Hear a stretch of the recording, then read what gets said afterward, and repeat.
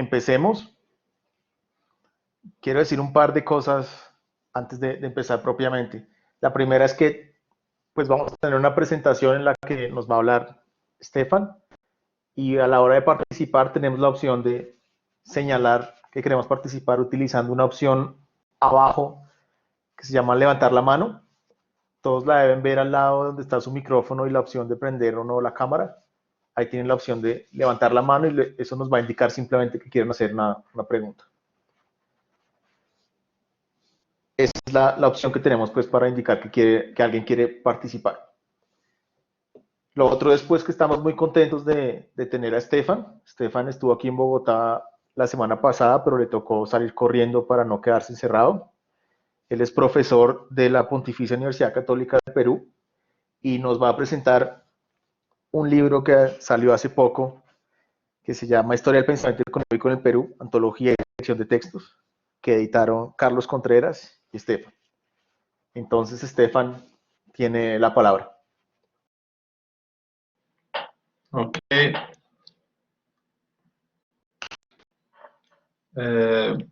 Buenas tardes a todos. Buenas tardes a todos. Voy a estar con el video solamente para la presentación, luego lo voy a sacar para no sobrecargar la red. Agradecer a Andrés, a Eric y a Juan Carlos por la invitación a Bogotá y por la ayuda para salir de Bogotá y ahora por organizar esta charla aquí en el Blackboard. Nada, muchas gracias.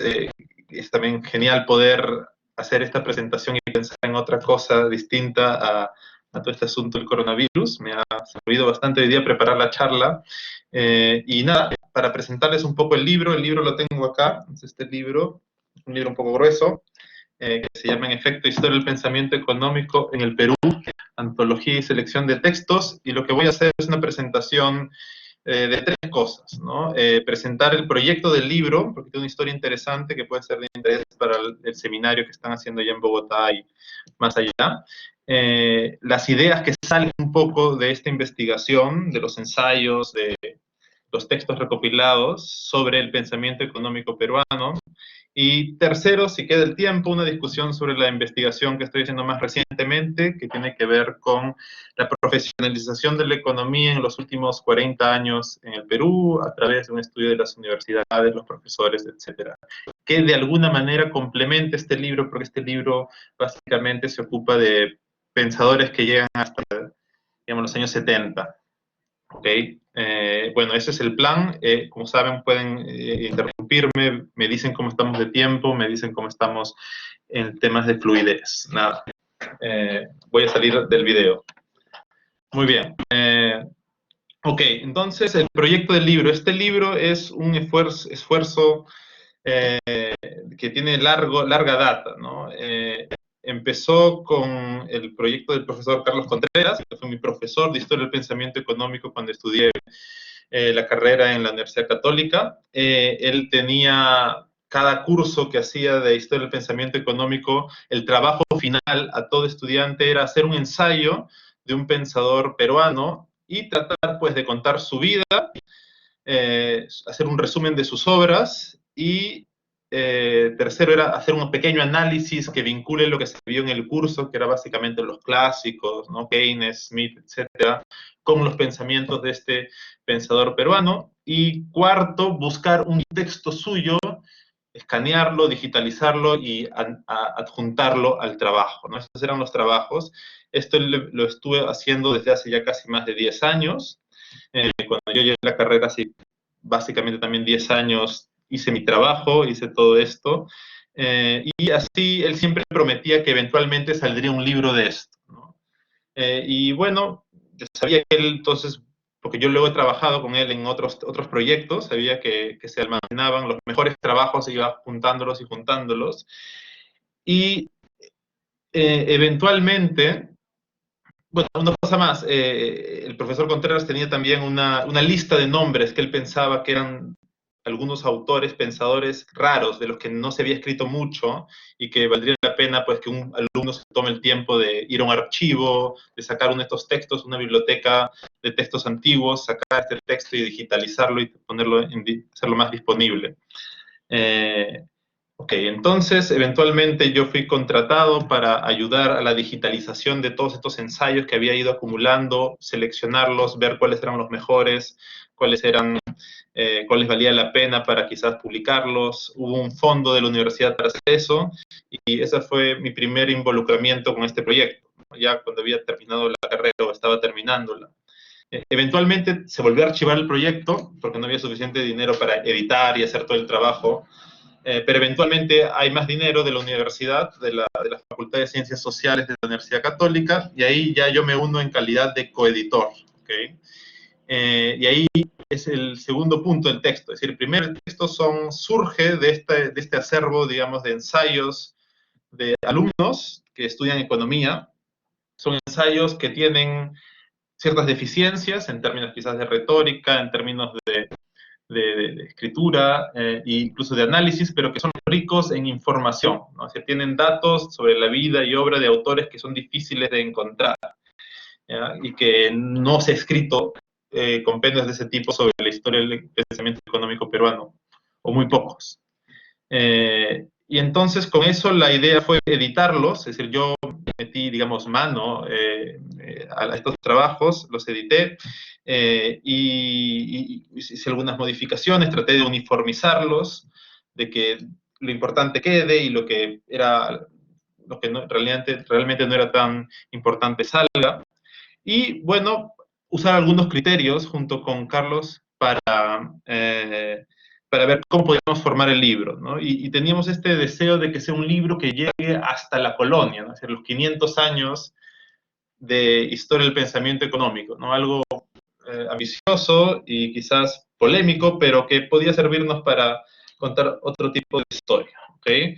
Entonces, finalmente, eso es lo que tenemos. Cuando sale ya el proyecto, o va a salir, se unen también profesores a quienes les pasamos la voz, que habían dictado el curso, o que nos interesaba un autor en específico que podía funcionar muy bien con la selección de textos que estábamos haciendo, y así terminó siendo el texto que es ahora. Es un texto con algunos ensayos de alumnos y otros ensayos también de profesores que abarca 500 años de historia del pensamiento, pero sobre todo, es verdad, concentrado en el siglo XIX y el siglo XX.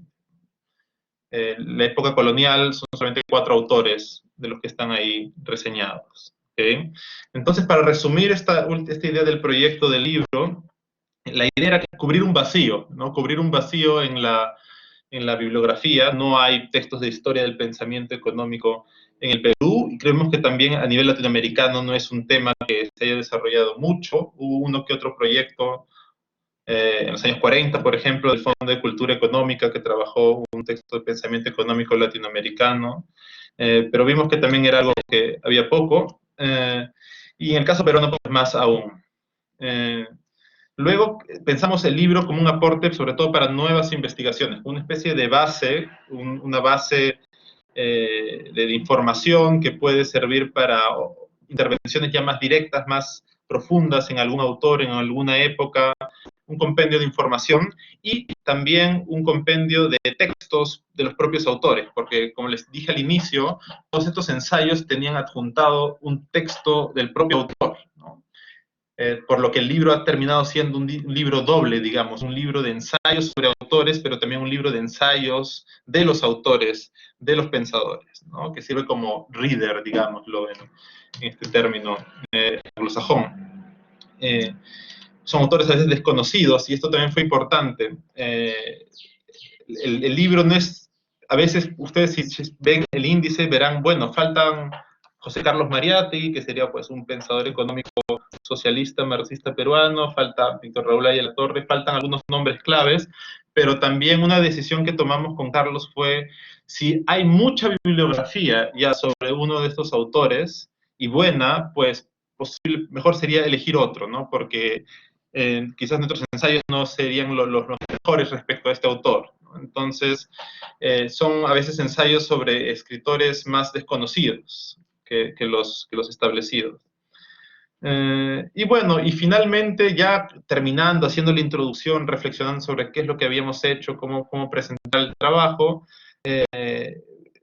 fue esta reflexión respecto claro, por un lado puede verse que estos pensadores peruanos solamente reproducían las ideas de afuera, ¿no? Es decir, el análisis puede ser simplemente que, bueno, leyó a Adam Smith y está trayendo acá a popularizarlo, pero incluso si ese haya sido el caso, planteamos esta pregunta que quizás el libro no la desarrolla, pero puede hacerse después, ¿no? Respecto a qué sucede con estas traducciones, ¿no? Qué sucede con estas influencias y cómo cambian el uso de las ideas cuando se despliegan en otros contextos, ¿no?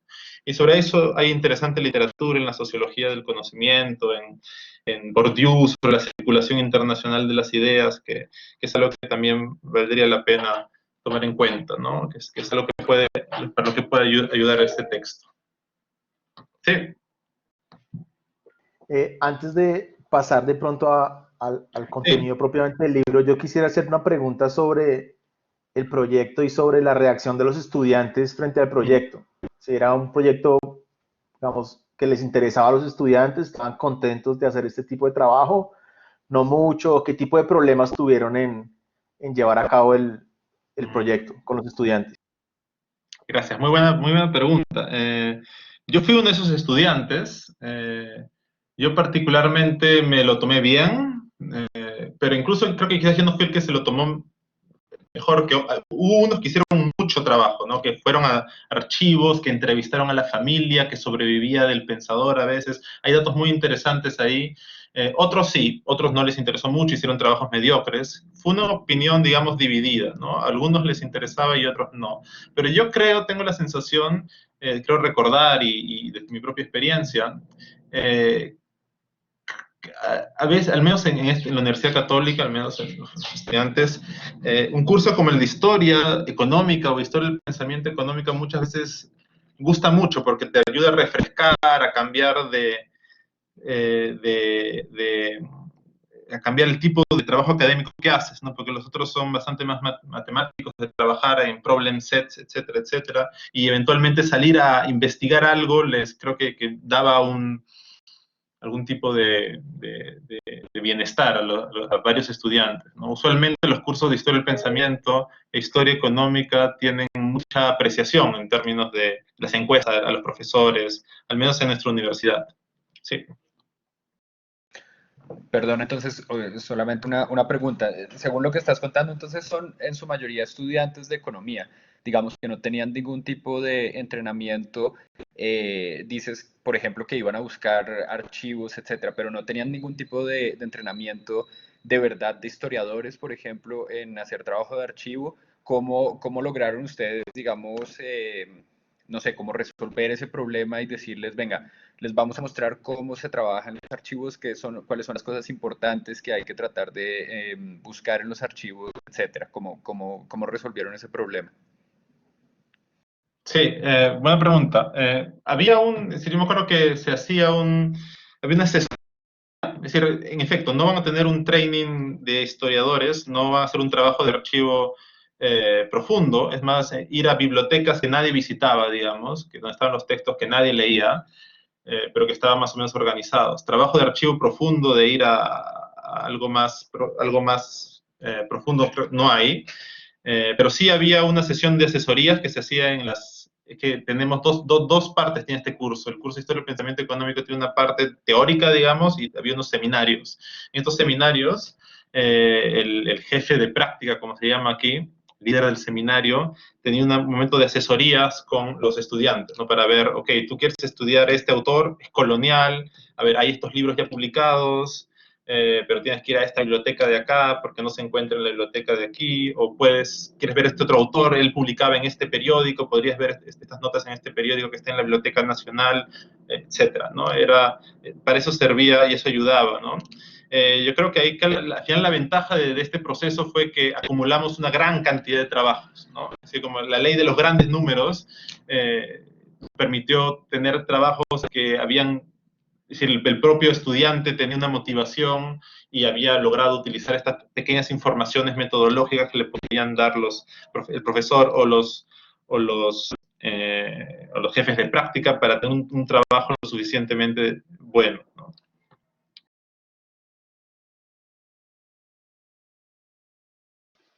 Sí, por favor.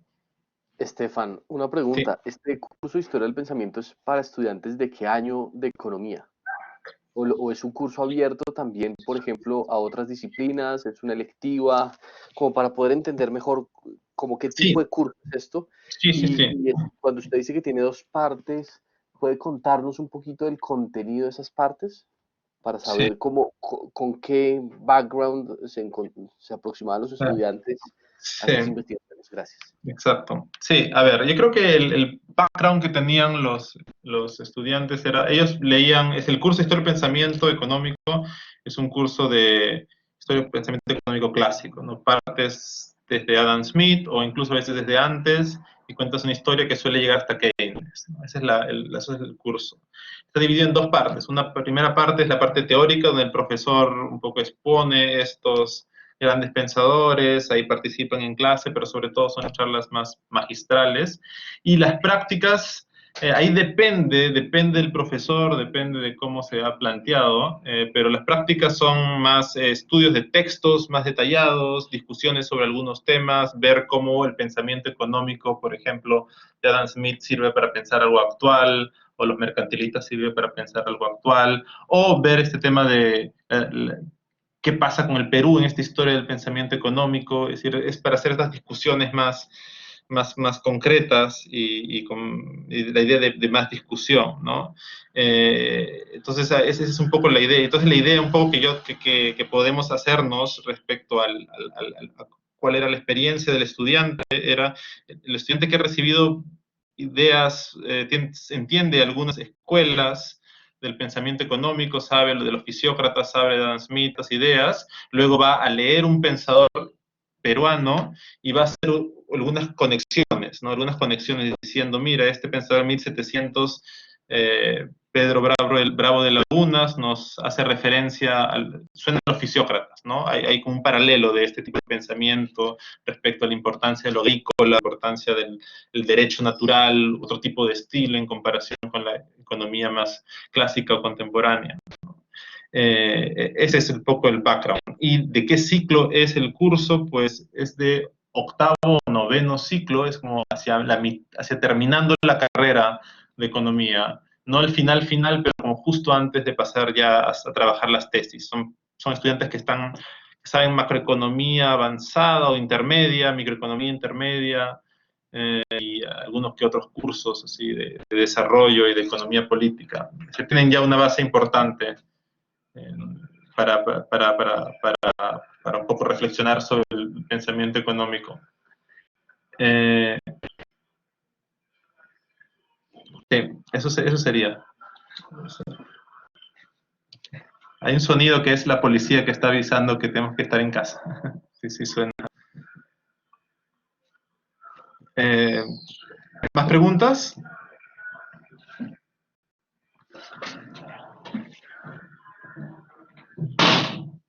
Parece que no.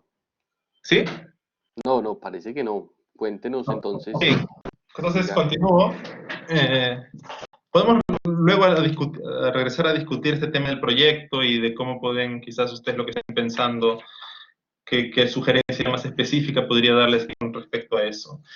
Pero paso al segundo punto de la charla que tenía pensada, que sería, bueno, algunas conclusiones que sacamos de este análisis o de estos ensayos, de leer los ensayos de otras cosas y de ponernos a pensar con Carlos en la historia del pensamiento económico peruano y también en cierta dinámica que podría tener, sí, sin querer realmente hacer juicios categóricos de ningún tipo, sino como qué nos queda de acá, qué datos puede servirnos para posteriores investigaciones, ¿no? Ok, entonces podemos decir sobre la historia del pensamiento económico en el Perú desde el libro. Primero es que estamos jugando claramente con una definición amplia de pensamiento económico, ¿no? Al jalarnos a ir atrás hacia la época de la colonia, estamos poniendo en tensión este concepto de lo económico, ¿no? Ya que la idea misma de lo económico cambia bastante a lo largo de ese periodo, ¿no? Entonces, creo que una de las primeras cosas que surge ahí y que no voy a ahondar aquí, pero lo dejo ahí para reflexionar, es respecto a qué es lo económico, ¿no? ¿Qué es el pensamiento económico y cuánto podemos realizar esa categoría. Y acá hay una gran discusión metodológica, desde Polanyi, etcétera, sobre lo económico y lo social, y cómo definir lo económico, que se puede revisar viendo textos de distintas épocas, ¿no? Se puede abrir esa reflexión comparando estos textos que tenemos en el libro. Pero saltándonos eso, sin ignorarlo, puedo decir cosas sobre los periodos, ¿no? que de alguna manera reseñamos en el libro, ¿no? Tenemos 3 periodos, básicamente, el de la colonia, y luego el del siglo XIX y el del siglo XX, ¿no? Como les dije antes, la parte de la colonia es la más breve, porque hay menos información, menos autores, y es difícil encontrar cosas. El siglo XIX hay un poco más, y en el siglo XX hay mucho, mucho más. Entonces, sobre la colonia, los autores que hemos trabajado en el texto, que hay ensayos, elegimos 2 tipos, ¿no? Los famosos cronistas coloniales, que tienen reflexiones muy interesantes sobre la estructura económica incaica en el caso peruano y sus comparaciones que hacen con las estructuras económicas españolas. Hemos puesto los trabajos sobre Polo de Ondegardo y Juan Lienzo, ¿no? Que son figuras importantes, famosas, de los primeros cronistas, ¿no? Polo de Ondegardo, que trabaja con el virrey Toledo, que fue un virrey muy importante en el Perú, en el virreinato peruano, que básicamente diseñó la economía que duró hasta la época de los Borbones. Y otro tipo de autores eran ya los funcionarios virreinales del siglo XVIII, ¿no? Como Josep de Lecuanda y Pedro Bravo de Lagunas, ¿no? De estos textos nos surge que los temas que discutían tenían todo que ver con temas de cómo cobrar los tributos a los campesinos, ¿no? Cómo se lograba crear esta economía virreinal, y hay estas discusiones que tienen que ver cómo lo hacen los incas, cómo se puede hacer ahora, qué podemos adaptar de las formas incaicas, y eso es una discusión muy interesante en historia económica peruana, de la colonia. Y luego otras discusiones tienen que ver con el tema del comercio, ¿no? De cómo se estableció este comercio entre la metrópoli y el virreinato, y cómo se lidiaba con los demás países que estaban fuera de, digamos, este embolio que existía entre España y el Perú, ¿no? De estos textos, el ensayo más notable, sin duda, es el ensayo de la profesora Cecilia Garavito sobre Pedro Bravo de Lagunas, ¿no? Que es un autor, es un oidor de la Real Audiencia peruana, y en él se pueden ver interesantes ideas que dialogan con la fisiocracia, ¿no? Dialogan con la fisiocracia, con la idea de unidad alimenticia, que ahora es importante, y cómo podemos ver otro tipo de pensamiento económico antes de el advenimiento ya de una economía política más clásica, ¿ya?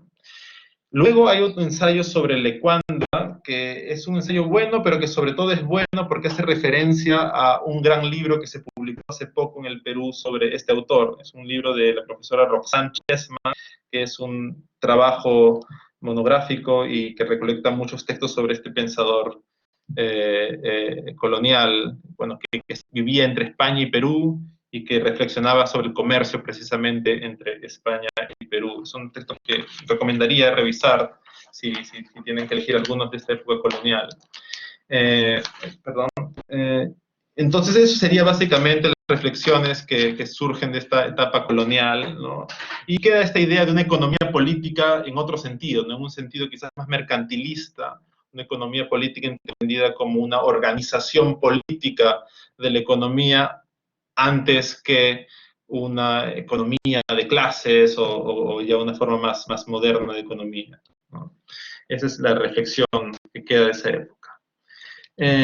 Luego pasaríamos al periodo que acá lo llamamos republicano, ¿no? El periodo republicano, que sería después de la independencia, y que lo hemos dividido en el libro en 3 etapas, ¿no? Siglo XIX, primera mitad del siglo XX y segunda mitad del siglo XX, ¿no? Entendiendo que el pensamiento económico se hace mucho más preponderante mientras avanza la historia. Y bueno, recordar que creo que no lo dije antes, pero lo dije de otro modo, los ensayos del libro son solamente de pensadores que habían fallecido cuando lo escribimos, ¿no? Ese era un requisito, en parte por temas de derechos de propiedad de algunos textos que queríamos utilizar, había unos asuntos que queríamos controlar. Entonces, como son autores fallecidos hacia principios de los 2000, usualmente su momento de productividad y más importante son los años 70. Entonces, podemos decir que este pensamiento económico llega hasta los años 60, 70. No se abarca mucho la época contemporánea. Ok, entonces, ¿qué otras ideas, y me interrumpen cuando quieran, ¿no? ¿Qué otras ideas podemos sacar del libro? Pues sobre el siglo XIX se nota el cambio de tipos de preguntas comparadas con la época colonial, ¿no? La independencia pone en escena la necesidad de repensar la relación con el mundo, del Perú con el mundo, de cómo ya que se ha abolido el lazo colonial, cómo te vas a relacionar con este mundo industrializándose, que está industrializándose. Acá hay un gran trabajo, uno de los pocos trabajos sobre historia del pensamiento que existe sobre el Perú, es el trabajo de Paul Gothenberg, un profesor que está afincado en Nueva York, que se llama Imaginar el desarrollo, ¿no? Este texto es un texto que es sobre el siglo XIX, sobre las ideas de desarrollo que había en el siglo XIX y de la confrontación entre las ideas más proteccionistas contra las ideas liberales que preponderaban en esa época, ¿no? Entonces hay un trabajo de historia económica, pero también de historia del pensamiento, de cómo las ideas estaban ahí teniendo un rol importante. Sí. Esteban, ¿qué tal? Una pregunta sobre institucionalmente también, contextualmente se surgen como estas preocupaciones. No sé si en el trabajo que hicieron encontraban también o rastreaban también como la correspondencia que podían tener estos autores, pensando, por ejemplo, que hoy los límites geográficos que tenemos no son los que eran antes y por lo tanto posiblemente, digamos, podía haber una comunicación dentro de los diferentes virreinatos que pues en América Latina configuraban en ese momento como la división político-administrativa, y en ese sentido, digamos que también hubiese como también un poco como de tratar de capturar esa red de contactos que se mantenía en ese momento en la producción o en la reflexión económica, que era incipientemente económica. Sí, creo que no fue algo que pensamos mucho, que no hemos pensado al menos nosotros como editores, pero que tienes toda la razón, ¿no? Habría que pensar exactamente cómo en la época colonial, o sobre todo antes de las reformas borbónicas, que ya divide bastante más los virreinatos, como quizás, claro, es también inapropiado quizás hablar de una historia del pensamiento económico peruana, o ver a qué nos referimos con el Perú, si ahí hay una pregunta compleja. Pero sin duda, es decir, cosas como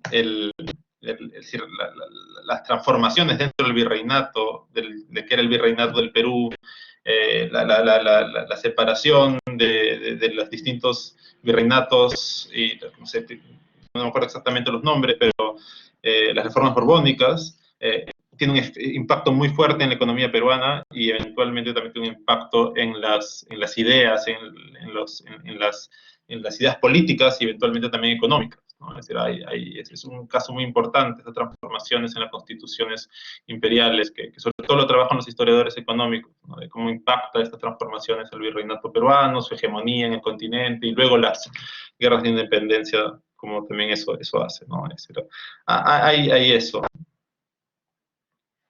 Continúo entonces. Ok, entonces les decía la importancia de este texto de Paul Guttenberg, que se centra en el comercio, pero nosotros en el texto también tratamos de centrarnos en otro tipo de preguntas, por ejemplo, de orden monetario o de orden fiscal, ¿no? Es el trabajo de autores como José, no me acuerdo el nombre exactamente ahora, trabajos como el de sobre José Payá, que es un experto en temas monetarios, un cubano que viene a Perú y que se afinca acá y que aporta bastante en esas discusiones monetarias hacia finales del siglo XIX, o autores como Emilio Danquart o José Rodríguez, que son expertos en temas fiscales y de finanzas públicas, ¿no? Un poco complementando este trabajo de Paul Gutenberg, que se centró sobre todo en el tema del comercio, ¿no? Liberales versus proteccionistas, ¿no? Se podría dividir en tres etapas del siglo XIX, pero no quiero explayarme demasiado. Una primera etapa de posindependencia, que en el texto no la trabajamos mucho, pero que hay algunos autores de interés, que me gustaría trabajarlo más adelante, es decir, en otro texto. La segunda etapa, que quizás es más interesante y relevante y que sí abordamos en el texto, es la etapa que hacia final, bueno, a mitad del siglo XIX es el boom del guano, ¿no? En el Perú es un momento muy importante porque hay este fertilizante natural que es el guano, que es básicamente la caca de los pájaros, que se acumula y que, bueno, se vuelve una commodity valiosísima gracias a la revolución industrial y a la necesidad de mayor alimentos para la población mundial. Y el Perú se llena de recursos gracias a ese boom guanero, y ahí surge esta pregunta que es el dilema peruano y que acá se puede ver claramente: cómo hacer sostenible esta riqueza repentina, ¿no? Es una pregunta que nos hacemos ahora con los booms mineros, pero que ya estaba claramente definida en esa época, ¿no? Y acá el texto, el autor Luis Benjamín Cisneros es muy interesante porque se ve esta pregunta, ¿no? Y es revelador incluso para mí porque era este debate que se tiene en los años 60, en los años 90, en los 2000 actualmente, verlo casi exactamente replicado en 1870, ¿no? Esta preocupación, cómo industrializar el país, cómo poder hacer que este boom guanero se vuelva un boom económico duradero, y las mismas problemáticas, ¿no? Estas discusiones ya se podían ver en la época. Y otro tema que surge ahí tiene que ver con que hacia finales de esta época de boom guanero se crea la Facultad de Ciencias Políticos Administrativas de la Universidad de San Marcos, y llega al Perú un especialista francés, Paul Pradier-Fauderé, que está en el Perú y publica un libro en 1876 sobre sus lecciones de economía. Es el primer libro de texto de economía que circula en el Perú, y que, bueno, tenía las ideas de los fisiócratas, de Baptiste y de Adam Smith ahí codificadas, ¿no? En 1875, 1876 publica ese libro. Y otro ensayo importante de esta etapa, de empezadores del siglo XIX, es sin duda el ensayo de Carlos Contreras, coeditor del libro, sobre José Manuel Rodríguez, ¿no? José Manuel Rodríguez es un personaje muy interesante, un autodidacta, posiblemente haya estudiado con Pradier-Fauderé, eso no lo pudimos certificar, hay una posibilidad. Pero fue sobre todo un autodidacta, un político que se movió bastante bien y logró ascender sin ser necesariamente de noble cuna, digamos.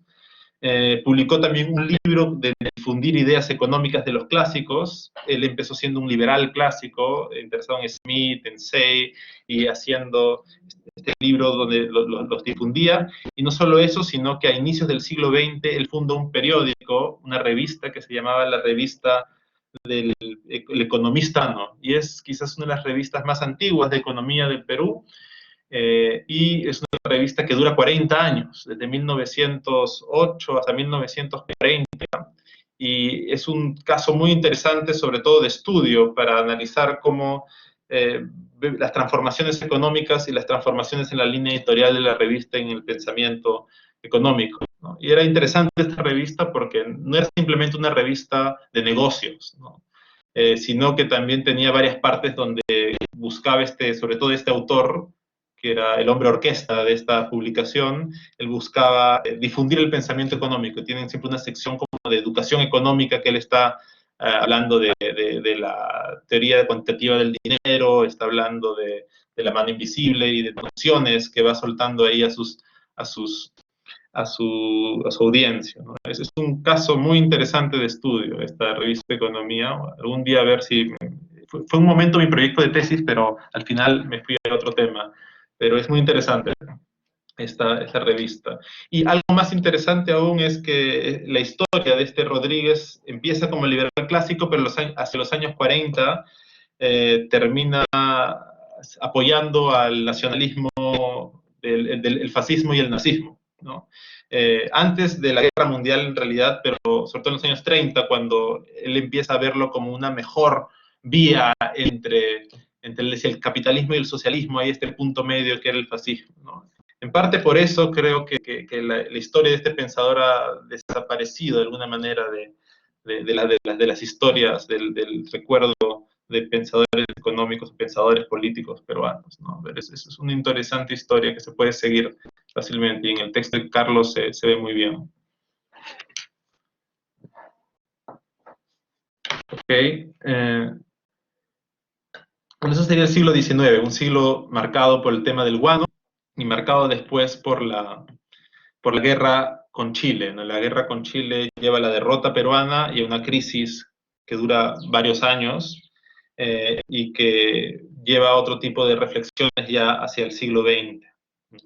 Entonces, sobre el siglo XX, para resumirlo todo y no explayarme mucho, hay dos procesos sobre todo que hay que seguir, creo, cuando pensamos el pensamiento económico en Perú.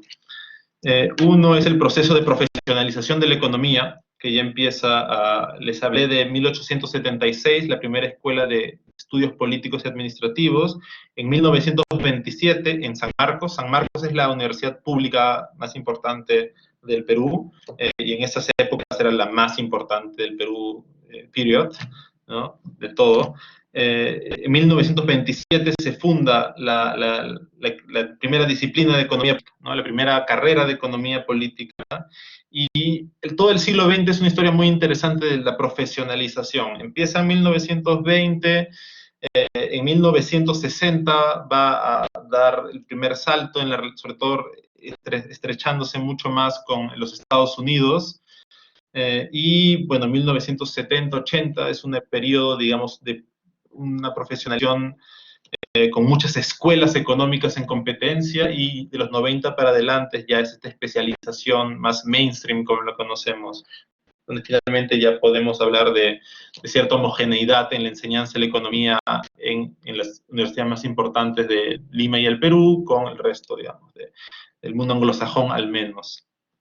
Y el proceso es obviamente el proceso de cómo las ideas van relacionándose con los eventos, ¿no? Los eventos económicos que suceden, globales y locales, que van influenciando y formateando de distinta manera los problemas que se tenían antes y las ideas que se tenían antes, así como las influencias que van viniendo, etcétera, ¿no? Entonces, de alguna manera podemos decir que, aunque las contradicciones de la economía peruana durante el siglo XX se muestran similares a las del siglo XIX, el problema de la sostenibilidad fiscal, podemos crear este Estado, el rol del Estado en el desarrollo, ver qué hacemos con la política monetaria, el dinero, cómo hacerlo para que sea un dinero ¿no? sólido, la dependencia exportadora. Todas esas preguntas surgen en el siglo XIX y están siendo discutidas en el siglo XIX.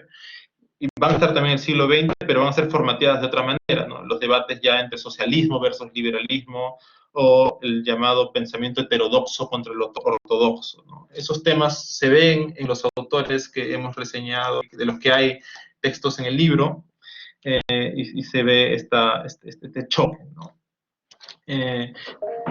Sí.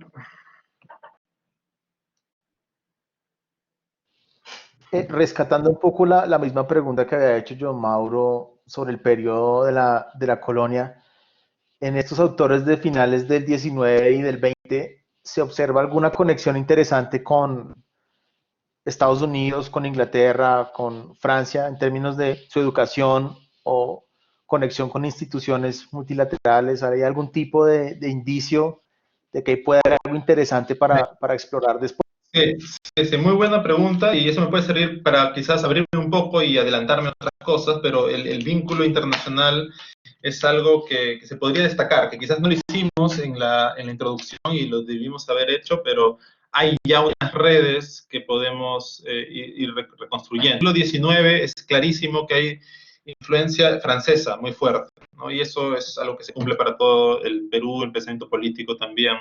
Y acá, este autor que les mencioné, Paul Paradis Fauderé, este profesor que llega acá, crea esos vínculos, no trae esos autores más franceses o una versión afrancesada de los clásicos ingleses, y los pensadores de esa época, Cisneros, que era este que les hablé del siglo XIX, José Rodés, están muy influenciados por esa línea más francesa. Ya en el siglo XX se va a hacer cada vez más fuerte el pensamiento más norteamericano, y las redes van a ser estas redes usuales, ¿no? Va a haber esta red, por ejemplo, va a haber gente que va al London School of Economics. Pedro Beltrán es una figura acá importante.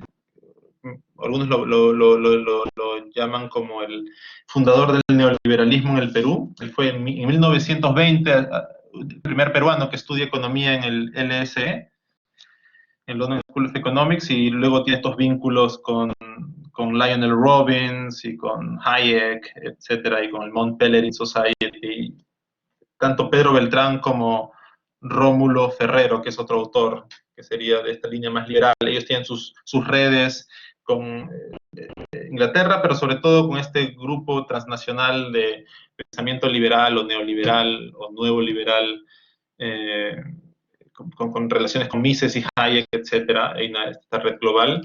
Y bueno, hay otra red que sería la red más del Fondo Monetario Internacional, en donde los banqueros centrales, que son estos personajes que aparecen más hacia el final del libro, Emilio Barreto, o el propio Rómulo Ferrero, que son estas en Bretton Woods y otro tipo de reuniones transnacionales, internacionales respecto a la arquitectura financiera mundial. Ahí se puede ver estas redes entrando en operación. Y finalmente también hay otro tipo de redes, unas redes quizás menos estudiadas, pero que en el caso peruanos aparecen en los años 70, que son estas redes más sur-sur, o redes, claro, en el caso de latinoamericanos, ¿no? Con la CEPAL, con la teoría de la dependencia, pero también entre países latinoamericanos y países como Yugoslavia, ¿no? Es decir, hay algo muy interesante que surgió, que es una idea que no tenía, pero que es algo que recientemente me apareció trabajando algunos autores, de cómo en los años 70, así como hay la relación entre Estados Unidos con Latinoamérica, de personas que van a estudiar a Chicago o a otras universidades norteamericanas y vienen con dinero de la Fundación Ford, etcétera. También hay la influencia de estos, sobre todo en el Perú, que en los años 70 hubo este gobierno de Velasco Alvarado, que es un gobierno con algunas dimensiones socialistas. Hay muchos actos yugoslavos y muchos peruanos que van a Yugoslavia y a otros países del este a, a volverse expertos en planificación, ¿no? Para ayudar a los gobiernos. Y hay una red interesante ahí, ¿no? Esas son algunas ideas que se me ocurren con tu pregunta.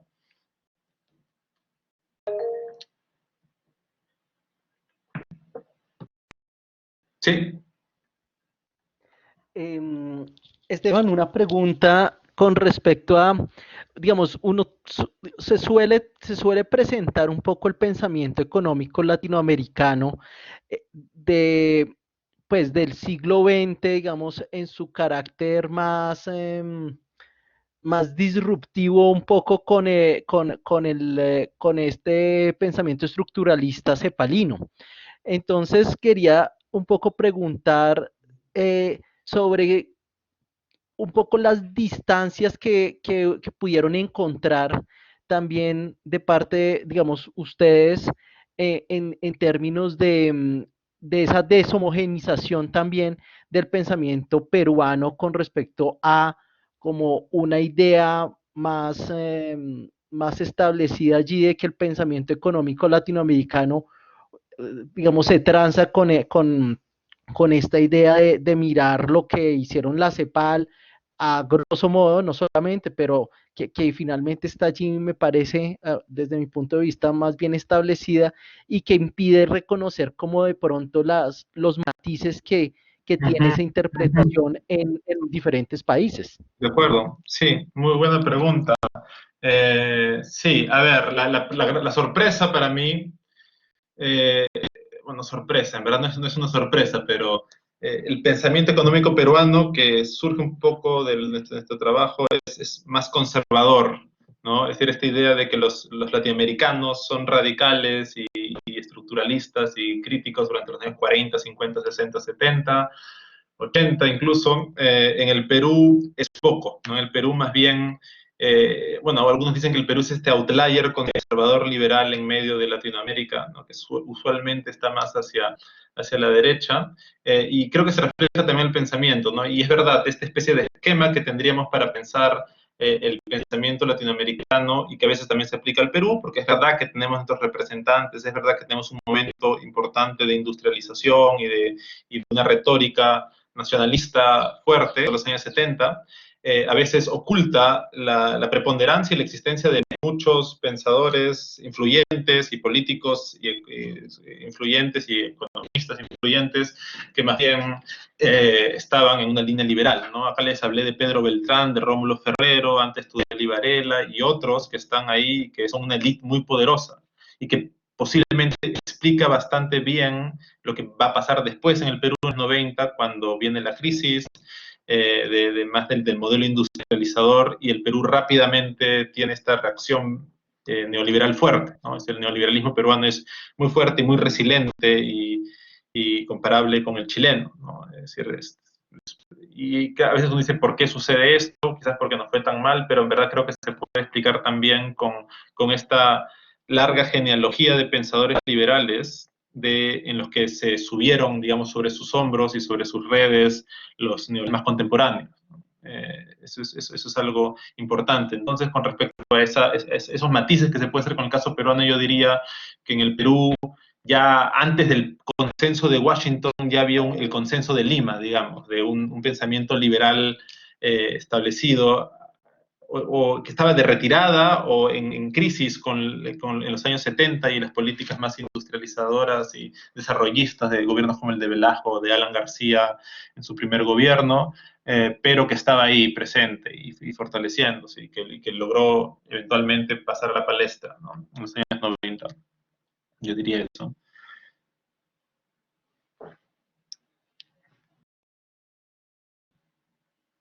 Sí, Nicolás. Hola, ¿qué tal? Sí, ¿qué Sí. tal, Estefan? ¿Qué tal? Gracias por la presentación. Soy Nicolás, argentino, pero viviendo en Alemania. Te quería preguntar si encontrás en Perú el uso del concepto de desarrollismo en ese periodo como, como algo, como un abanico que unifica esas posturas, por lo menos en otros países latinoamericanos. Dentro de ese abanico se aparece gente con ideas completamente diferentes, desde un desarrollismo liberal hasta un desarrollismo Mm. estructuralista. No Sí, sé si sí, sí, sí. en- Sí, sí, sí, tienes total razón. No sé si te corté y que ibas a decir algo más. No, no, no, simple preguntarte cómo hay caso peruano que no lo conozco, por eso sí, Sí, eso sí, no. claro, totalmente, digamos, el significante vacío de desarrollo en los años 60, incluso 50 en el Perú abarca mucho, ¿no? Abarca, es desplegado tanto por los más alineados con la CEPAL, más alineados con una idea incluso socialistas, y también es desplegado por gente como este Pedro Beltrán, que es un liberal a ultranza, ¿no? Él tiene un proyecto de desarrollo que incluso que implica proyectos de viviendas, pero que él quiere hacerlo siempre dentro de los mecanismos de mercado, ¿no? Él habla de un desarrollo más liberal, pero el término desarrollo, no sé si desarrollismo, no sabría si usaba exactamente ese vocablo en todos estos autores, pero sí el concepto de desarrollo y de ese tipo de desarrollo, ¿no? Que el Estado algo tiene que hacer, ¿no? Pero puede ser que algo que hace el Estado no es precisamente planificación o aumentar el gasto público, sino crear ciertos lineamientos para diseñar un mercado, ¿no? Y eso fue lo que Pedro Beltrán que sería este proto-liberal, proto-neoliberal peruano, muy interesante. Hizo en los años 60 cuando fue ministro, ¿no? Fue crear una política de vivienda, pero que use el mercado, ¿no? No que use el gasto público, no que use la expropiación, no que utilice altos impuestos, sino que utilice el mercado, ¿no? Entonces sí, hay un largo abanico de la idea de desarrollo en lo que hemos visto ahí en el pensamiento peruano.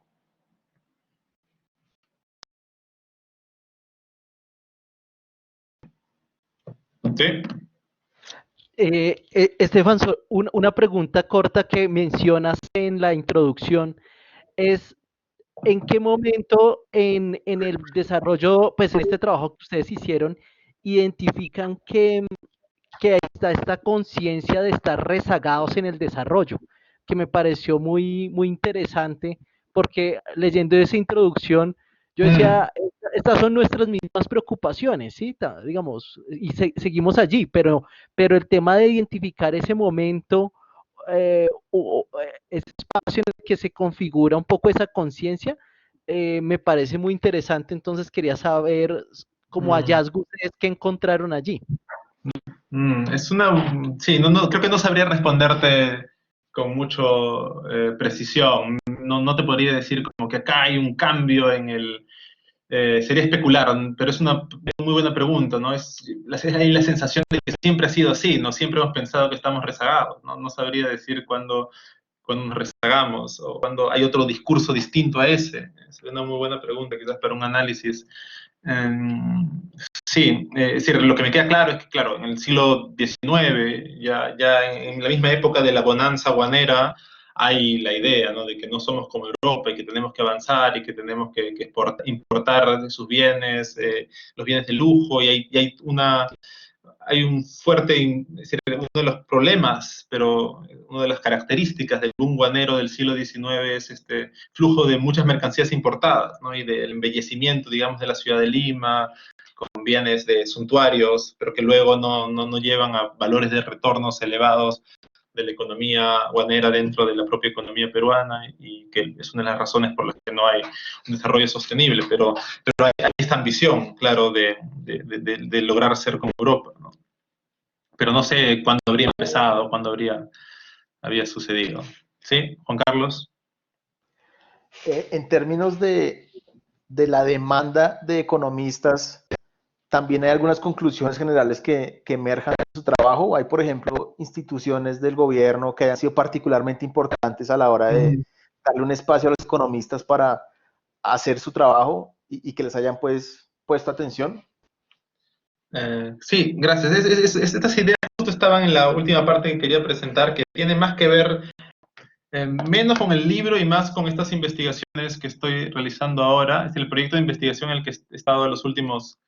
el último año ha sido pensar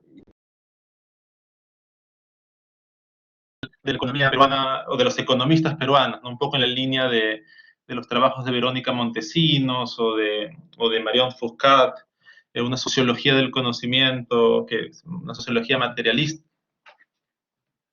¿Se trabó esto? ¿Me escuchan?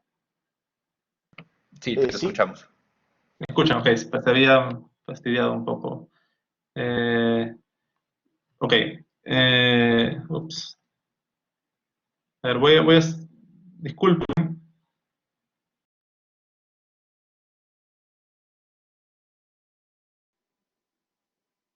Creo que perdimos a Estefan un momento, ¿no? Sí, el audio al menos. Hola. ¿Sí? Sí, ya. ¿Me escuchan? Hola, te escuchamos. Sí, está un Perfecto. poco el Chrome está a veces fallando. Yo voy a seguir hablando, me avisan si se pasa algo. Ok, les decía, bueno, entonces dentro de esa historia surgen algunos datos que pueden servir para responder la pregunta de Juan Carlos, ¿no? Sobre todo en los años 60 es el gran cambio, digamos, el aumento en la demanda de economistas, ¿no? Acá es clave pensar todo este proceso de los años 60, la Alianza por el Progreso, bueno, la Revolución Cubana, la respuesta de Kennedy de la Alianza por el Progreso, esta idea de dar fondos norteamericanos para el desarrollo del tercer mundo, de Latinoamérica, para poner un coto a ¿no? al comunismo que estaba avanzando en el mundo. Y uno de los requisitos de esta Alianza por el Progreso para acceder a estos fondos es tener corporaciones de desarrollo, centros de planificación y técnicos, ¿no? Y estos técnicos sobre todo eran estos economistas que tenían que estar a la altura de poder hacer cuentas nacionales, había que tener cuentas nacionales, medidas para poder aplicar estas medidas, pues, digamos, de keynesianismo y de desarrollo, ¿no? Entonces, frente a ese shock, digamos, de necesidad de estos cuadros economistas, es que aparecen en realidad en el Perú las facultades ya modernas de economía, ¿no? Teníamos estas facultades que les dije de 1927, pero que todavía son facultades que se acercan mucho a la contabilidad, a la administración y a ciertas reflexiones sobre economía política teóricas, pero ya esta idea más actual de un economista con una serie de herramientas metodológicas para hacer, bueno, matemática, pero también hacer estos trabajos estadísticos, tablas de insumo producto y apoyar a los institutos de planificación y de planeamiento, es algo que recién aparece en estos años 60, ¿no? Ahí surge la Escuela de Economía de la Universidad Católica en los años 64, que se llama primero Desarrollo Económico, y eventualmente se llama Economía en el 68. Surge la Universidad del Pacífico, que sería también una universidad importante acá en el contexto peruano, y la Universidad de San Marcos también empieza a transformarse más en la línea que estaban teniendo estas universidades privadas, ¿no?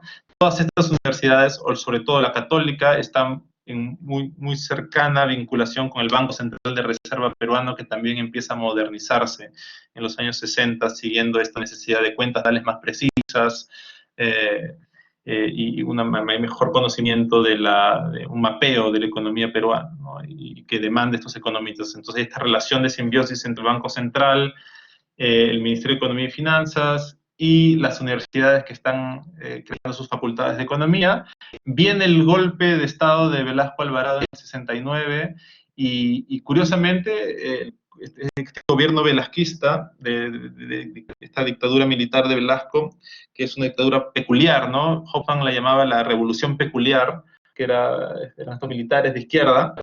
Hay una fuerte demanda, es decir, esta demanda que ya está empezando en los años 60 se reduplica, ¿no? Porque el proyecto industrializador del gobierno de Velasco lleva una mayor demanda y la creación y la potenciación del Instituto Nacional de Planificación, y ahí tienes una gran demanda por economistas, sobre todo con este perfil, ¿no? Un perfil de planificación. Y eso es muy interesante porque tienes universidades como la Universidad del Pacífico, que es una universidad creada por un grupo de conservadores, liberales, de empresarios, y hecho sobre todo para educar a las élites empresariales peruanas, pues en ese contexto de los años 70, es una universidad que también dicta cursos como economía política, marxismo, planificación 1, planificación 2, reforma agraria, etcétera, ¿no? Es la potencia de la... la potencia del contexto, ¿no? Cómo influía el contexto en todo esto. Y sí, eso creo que hay esta demanda, poder decir, es un cambio de fase el que sucede en los años 60, 70, y de ahí se mantiene, y ya en los años 2000, sobre todo, aunque también en los 90 hay una demanda de otro tipo de economista, un economista más, bueno, neoliberal, que ayude a las privatizaciones, que ayude a liquidar al Estado. En los años 2000 para adelante es donde se demandan muchos economistas, se vuelve una de las profesiones más valoradas, tanto a nivel, digamos, empresarial, a nivel estatal, incluso en la percepción de las personas, ¿no? Hay estas encuestas que dicen cuál es la mejor profesión, la profesión que te gusta que estudien tus hijos, y muchos responden economistas. Ahí está esta ideología, ¿no? de la superioridad del economista, como lo dice Foucault, y que habla mucho, ¿no? de la economía política peruana y de los últimos 20 años. Y el Estado se llena de economistas. Es muy interesante esta situación en donde tienes en cosas como en ministerios como el de salud, que ahora es tan importante, o de desarrollo, pues está sobre todo, o de educación, tienes más cuadros técnicos de economistas que de educadores o expertos en educación, ¿no? Entonces hay gran demanda. Pero sí, esta historia que hemos podido pensar con relación a la demanda de economistas tiene que ver con esta profesionalización de la economía hacia finales finales del siglo XX, principios del siglo XXI. Un poco para terminar de redondear la presentación solamente respecto al siglo XX, un poco los tres hitos que permiten navegar en el siglo XX y el pensamiento económico que nos da el libro, son tres hitos, ¿no? Tres momentos. Un momento que sería de principios del siglo XX, que en el caso peruano muchas veces hablamos de la generación del centenario de la independencia, 1921, 1924, y esa época, pues, es una época que está marcada por ya la llegada de la influencia de ideas socialistas. Está la figura de Mariátegui, o de Haya del Re, que sería una forma de un socialismo, es lo que se conoce como APRA, el aprismo, que es una forma de socialdemocracia, una socialdemocracia que era enemiga de los soviéticos, pero que se abría ideas de cambio social, y que son muy importantes en los años 20, 30, estos dos personajes, Mariátegui y Haya de la Torre, y que rivalizan con los pensadores más pensadores más de derecha, más que ubicaban el problema peruano en otras cosas, ¿no? Es decir, si Mariátegui decía que el problema digamos, lo que se llamaba en el Perú el problema del indio, ¿no? Que el Perú tenía este problema del indio, que era el subdesarrollo de la sierra. Si Mariátegui decía que este era un problema económico de propiedad social, de la propiedad, de cómo está distribuida la propiedad de la tierra. Los autores como Tudela y Varela, que está también reseñado en nuestro libro, en donde se enfatiza más bien que es un problema de educación, ¿no? Que se tiene que educar a los indios, y para que se eduquen tienen que llegar el ferrocarril y la tecnología, y así podrían cambiar ellos y cambiar entonces el desarrollo del país, ¿no? Ese tipo de debates. El otro escenario es el escenario que sigue después de la depresión del 29, que después de un momento de fuerte liberalización viene una respuesta de cómo más bien tenemos que protegernos frente a la economía exterior, y discusiones agrarias sobre cómo tiene que ser la propiedad agraria, grande, pequeña, muy grande. Ahí ya empieza el germen de las reformas agrarias, ¿no? Hay ideas, discusiones en ese orden, así como en toda Latinoamérica.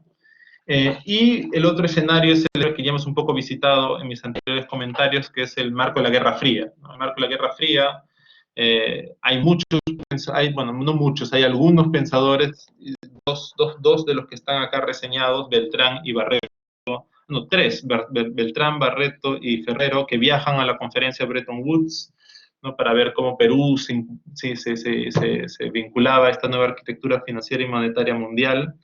Y ya queda más claro este choque entre ideas ortodoxas y heterodoxas, socialistas y capitalistas o liberales en los personajes que hemos reseñado, ¿no? Como les dije, en el libro, o al hacer un poco el libro, nos dimos cuenta de la existencia de estos pensadores más liberales, que a veces no son muy reseñados, que son vistos muchas veces con desconfianza desde la intelectualidad, pero que valía la pena verlos, ¿no? Beltrán, Ferrero, etcétera, y que también acá los hemos hecho conversar o dialogar o debatir con pensadores como Bravo Bressani o Roel Pineda, ¿no? Y este es un dato muy importante. Virgilio Roel Pineda, que es el autor, creo que es el último autor que tenemos en el texto, es el único autor, digamos, provinciano, más indígena de todos los textos que acá tenemos, ¿no? Básicamente el libro es un libro de hombres blancos peruanos, ¿no? Excepto este texto de Roel Pineda, que sería una excepción, pero que habla mucho de cómo es el país y cómo es la intelectualidad del país hasta ese momento, ¿no? Roel Pineda es un experto en la agricultura, sobre todo en los años 60, 70, y es un propugnador de ideas de reforma agraria e ideas más socialistas, versus, pues, Beltrán o Rómulo Ferrero, que más bien planteaban ideas más bien liberales con respecto al agro, ¿no? Hay este combate de ideas bien fuerte entre planificación versus forma más liberal de tratar la economía, ¿no?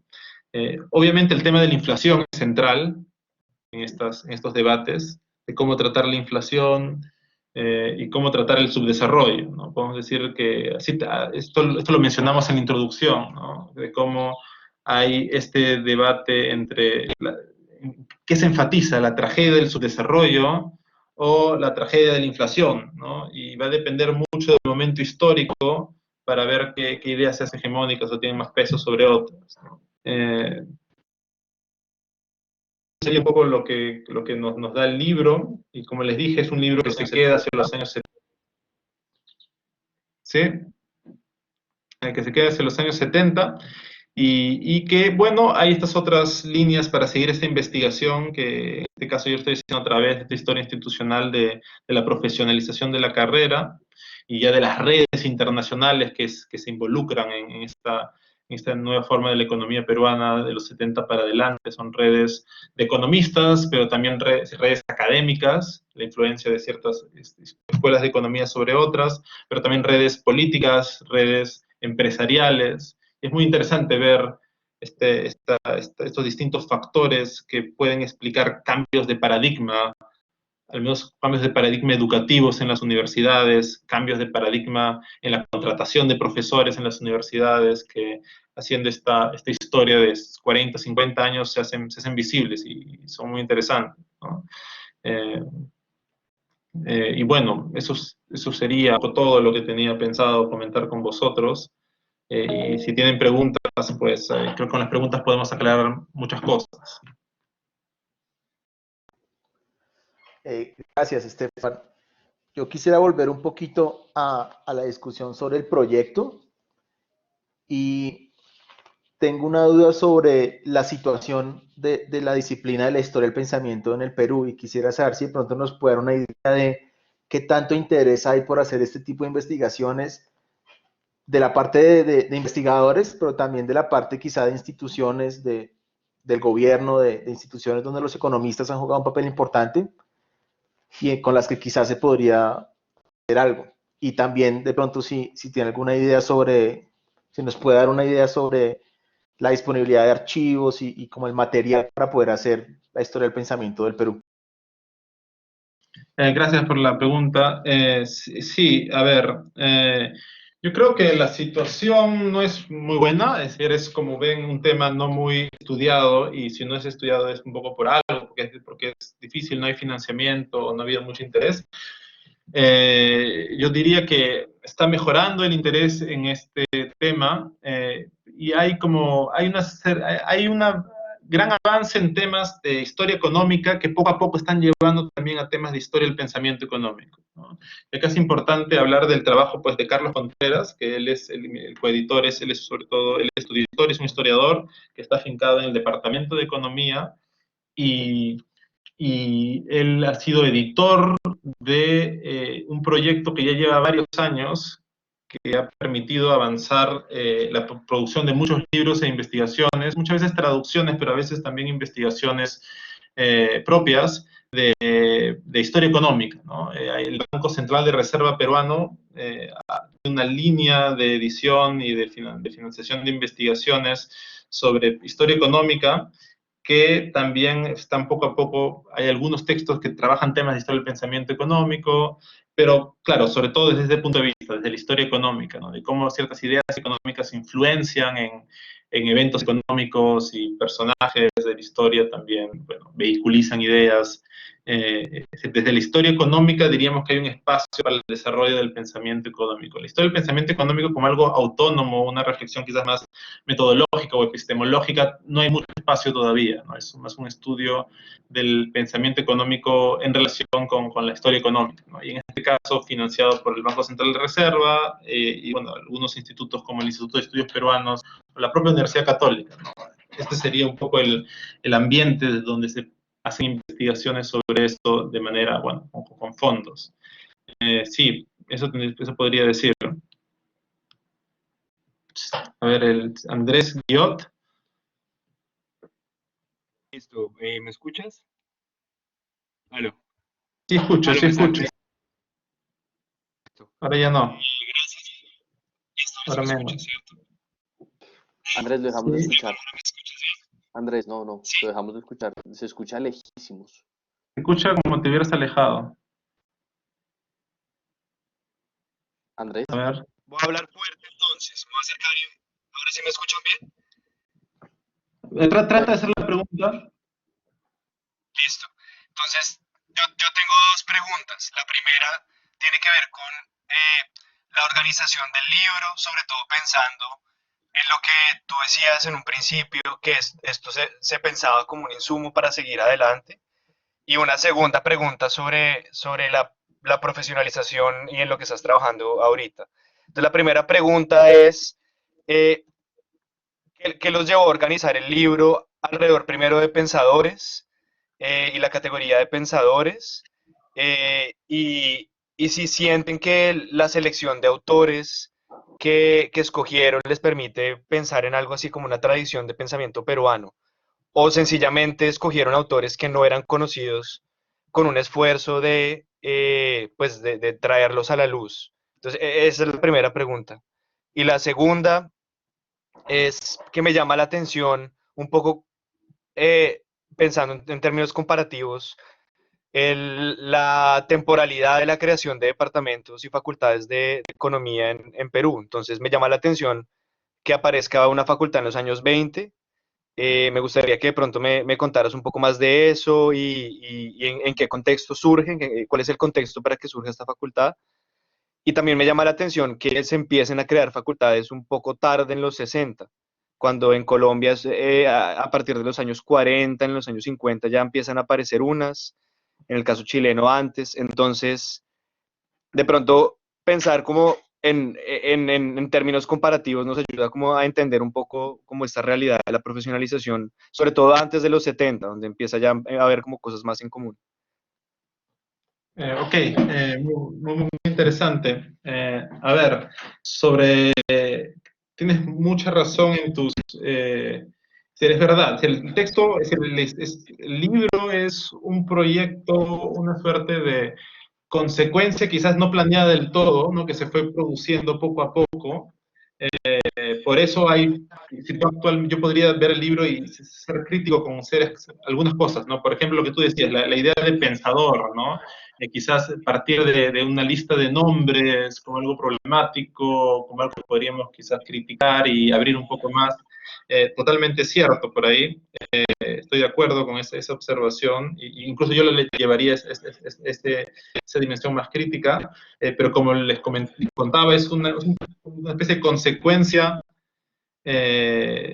una consecuencia no planeada del todo, ¿no? Es un producto emergente, ¿no? En donde teníamos primero, era una serie de trabajos para los estudiantes, que sí tenía entonces a partir de autores para hacerlo más fácil y poco a poco se fue armando de esa manera, ¿no? Una tradición peruana, yo creo que estaríamos en un punto medio, es decir, con Carlos estamos pensando y con suerte podemos hacer, con suerte de cómo esté el mundo los siguientes meses, queríamos hacer un segundo texto sobre planteándonos esa pregunta sobre tradición de pensamiento económico peruano, ver qué podíamos crear ahí, pero el libro sería un punto medio, ¿no? Es decir, por un lado es eso, es los textos de pensadores que teníamos mejores trabajos, los textos de autores que consideramos menos conocidos, pero a la vez también ya poco a poco se empezaba a enhebrar, a tejer una cierta secuencia, una cierta idea de confrontación entre dos tradiciones, ¿no? Entre los liberales y los socialistas, antes en los que pensaban más entre ciertas ideas de desarrollo en el siglo XIX, pero que no, todavía en este libro no está clara una idea de tradición, ¿no? Sería inadecuado sacar de acá una idea de tradición, pero habría como ciertas ideas que podrían llevarnos a plantear mejor esa pregunta o dar una respuesta mejor a esa pregunta. Con respecto a lo otro, era sobre las escuelas y la comparación con Colombia. Claro, acá depende mucho sobre a qué me estoy refiriendo yo con una facultad moderna de economía con respecto a una no tan moderna y cómo podemos ir viendo la transformación de esos hitos con respecto a los colombianos o las de otros lugares. La información que yo tengo, como les dije, tenemos los tres hitos de los que podríamos hablar de los tres inicios o los tres orígenes. El primero, el más lejano, es este del 85, en donde 1885, y la llegada de este profesor francés y perdón, la fundación de, no sé si es 85, ya me olvidé el año, pero es en el siglo XIX, la fundación de esta Facultad de Estudios Político-Administrativos, que tiene un componente de economía política, tiene un componente de esas preguntas. En 1927 el contexto es el contexto después, un contexto es antes de la crisis del 29, pero es después de la fundación del Banco Central de Reserva peruano, que es en 1922. En 1922 se funda el Banco Central y se funda también otro tipo de instituciones, digamos, de control o de planificación, no de planificación, sino de gestión económica, ¿no? Banco Central, una superintendencia de banca y seguros, no con ese nombre, pero que hacía lo que hace ahora la superintendencia de banca y seguros. Y un poco en ese contexto es que surge o que se le pone otro nombre a esta facultad y esta especialización en economía política que hay en San Marcos, ¿no? Un poco siguiendo la demanda de este Banco Central, que bueno, es un Banco Central incipiente, no tiene las tecnologías que va a tener un Banco Central más posterior, ¿no? Es decir, las cuentas nacionales no son casi inexistentes, se tiene un trabajo de hacienda pública y de, bueno, una gestión monetaria bastante primaria, ¿no? Bastante incipiente. Y ese es el contexto de 1927. Y el contexto de los años 50, 60, que posteriormente mencioné, tiene más que ver con esta especialización más hacia cuentas nacionales, que estas demandas de los organismos más multilaterales, del Fondo Monetario Internacional, estos estándares internacionales que logran bueno, que el Banco Central de Reserva empieza a exigir y que entonces se crean estas facultades más a imagen y semejanza de facultades o europeas, ¿no? En caso de la católica, es las facultades en Holanda, que hacen que tienen mucha influencia de profesores holandeses o norteamericanos, ¿no? Sobre todo en relación con Harvard, porque el presidente del Banco Central, y que luego es presidente de la Facultad de Economía de la Católica, había estudiado también en Harvard, ¿no? Entonces hay una relación con ese modelo de economista tecnocrático keynesiano. Y bueno, eso sería un poco los contextos, ¿no? Hay la sensación en el Perú de que estamos rezagados en esta carrera, quizás, a tener economistas, y yo no podría hacer reflexionar al respecto porque no sé mucho sobre Colombia, pero posiblemente Colombia ya se haya modernizado en estos aspectos antes que el Perú, no sería sorpresa. Sí, eso sería todo. Mi respuesta. ¿Alguien más tiene quizá alguna otra pregunta para ir terminando?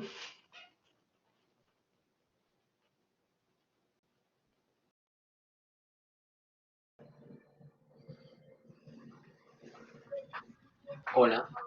Bueno, creo que sí, oye. Andrés, ¿sí?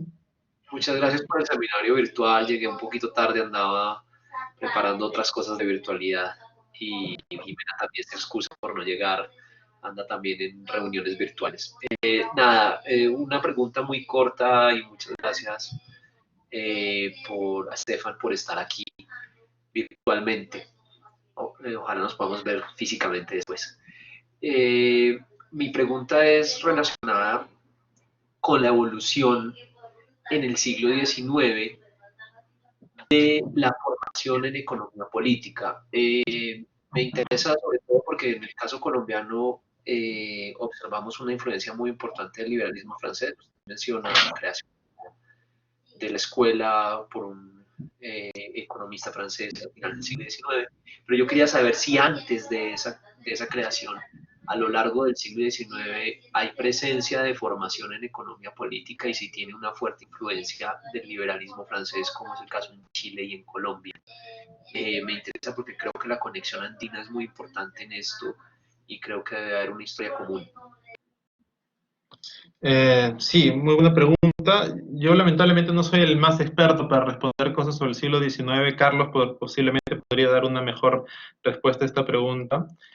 Le voy a preguntar ahora más adelante en un correo a ver qué nos dice. Pero mi sensación, mi conocimiento básico es que sí, es decir, la historia, sobre todo el pensamiento político, es mucho más fácil sacarlo ahí. La influencia francesa es pues, muy fuerte, ¿no? Es muy fuerte y está presente, sobre todo francesa y cierto tradicional, ciertas ideas españolas, ¿no? Que todavía están ahí, sobre todo en los grupos conservadores, y suele ser este debate, ¿no? Entre el tradicionalismo y el liberalismo más de cuño francés, ¿no? En términos de economía política, no sabría responder antes que la llegada de este Paradier Foderet o algunas ideas que ya estos personajes como Benjamín Cisneros tienen ya en los años 70, ¿no? 1870. Estas líneas más del liberalismo francés o de economía política afrancesada, ¿no? Pero sí, eso no podría responderte más, pero voy a tratar de conseguir más datos y les puedo escribir con esa información. Andrés Felipe. Mi pregunta estaba conectada con la de Andrés. Específicamente quisiera saber cómo se recibieron las ideas de Ricardo en el siglo XIX en el Perú, si se leía Ricardo, Es porque la una buena sensación que pregunta. tenemos es que en realidad Ricardo se quedaba más. Las ideas ricardianas son muy importantes en Inglaterra, pero no es claro que hayan sido muy importantes en América Sí, Latina. sí, es muy cierto eso. Es muy buena pregunta, que no podría responder muy bien. Me parece que José Manuel Rodríguez, por ejemplo, menciona a Ricardo, pero es esta sensación que da muchas veces, porque se lo menciona mucho a Ricardo, y eso se puede aplicar no solamente a Latinoamérica, sino también incluso, por ejemplo, a Alemania, ¿no? Otros países en donde se menciona a Ricardo, pero usualmente se habla más de, digamos, de Say o de Smith, pero se lo menciona como este paquete de la economía política inglesa, pero se dicen otras ideas que no son necesariamente ricardianas o que no se han comprendido lo suficientemente bien a Ricardo. Tendría que volver a chequear, a ver, pero tengo esta sensación que en este libro como les digo, este autor José Manuel Rodríguez, él publica un libro en 1895 en donde la primera parte es básicamente una difusión de ideas, ¿no? Habla de varios autores y los reflexiona, y sé que Ricardo aparece ahí una y otra vez, ¿no? Habría que hacer ya el análisis más historia del pensamiento y ver de qué es el verdadero Ricardo, estamos hablando con Ricardo de sus ideas ricardianas o una vulgarización o popularización de Ricardo que más bien viene de otro autor, ¿no? Que es algo que pasa, por ejemplo, cuando lees, ¿no? Sí, cuando se menciona a Ricardo, por ejemplo, cuando Hegel, este filósofo alemán, ¿no? Que me interesaba en leerlo, habla de Ricardo, pues en verdad no está hablando de Ricardo, siempre lo menciona, está más hablando de Say, del propio Smith. Pero no sé, es una buena pregunta.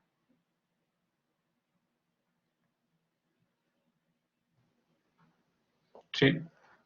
Bueno, si nadie más tiene alguna otra pregunta, pues podemos terminar acá. Muchísimas Ok. gracias, Estefan, por Nada, este muchas gracias segmento tan interesante. sí, gracias a Lástima ustedes. que haya tenido que ser en esta Sí, situación. nada. Sí, bueno, ya veremos. Nada. Muchas gracias, y ha sido un placer y ha sido mucho gusto estar acá hablando de estas cosas, realmente. A ver, Gracias. Andrés Piot. Andrés. Muchas gracias. No, me parece fabuloso que lo hayamos hecho así. Hay un montón de gente de muy lejos que no hubiera logrado Claro, sí, tener acceso. sí. Sí, no, mi pregunta rápida ya para terminar es cómo se consigue el libro, si se puede leer, ¿hay alguna versión digital o solo Sí, está circulando en Perú? sí, voy a tratar de conseguir una versión digital para estos nuevos tiempos, porque creo que será la única forma. Voy a tratar de conseguir una versión digital y ver si lo puedo circular, ¿no? Sí, ¿no? Sí. No, Perfecto. perfecto, Estefan. Muchísimas gracias y nos estamos hablando entonces. Ok, nada, muchas gracias. Chao. Perfecto. Gracias a todos también por asistir y luego les contamos sobre los siguientes seminarios. Chao.